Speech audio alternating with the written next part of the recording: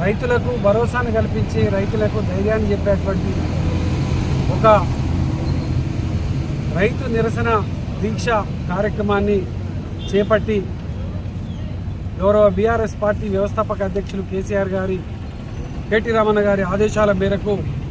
రామగుండంలో BRS party కార్యాలయంలో నిరసన దీక్ష చేపట్టినటువంటి సందర్భంగా ఆ యొక్క నిరసన దీక్షకు స్టేజ్ పైన ఫ్లెక్సీ ఏర్పాటు చేస్తే ఆ ఫ్లెక్సీని కొంతమంది దుర్మార్గులు రైతు వ్యతిరేక శక్తులు రైతుల కోసం బాసటగా నిలిచేటువంటి కార్యక్రమాన్ని అడ్డుకునేటువంటి కార్యాచరణ